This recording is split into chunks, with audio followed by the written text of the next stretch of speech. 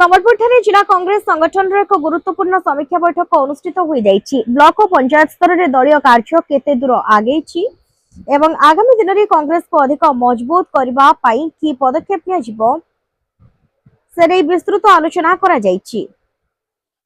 संबलपुर में दल को सुदृढ़ करिवार चेष्टा जारी रही।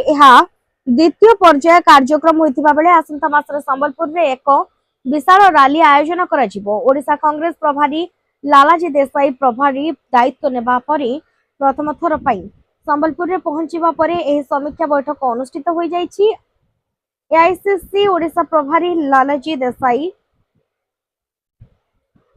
संबलपुर जिलार कांग्रेस नेता और कर्मी सहित संगठन समीक्षा बैठक करिसेंती। सारा देश और ओडिशा रे राजनीतिक माहौल बदलुछि। बीजेपी निजर मिथ्या प्रतिश्रुति माध्यम रे सत्ता को आसीथिला, किंतु एबे सेमानंकर प्रकृत चेहरा जनसाधारण विशेषकर युवपीढ़ी आगरे स्पष्ट हो सारी। बीजेडी और बीजेपी कुशासन ओडिशा को मुक्त करने और राज्यर अस्मिता को फेराई आनिबा केवल कांग्रेस द्वारा ही संभव होइबो बोली कहिसेंती।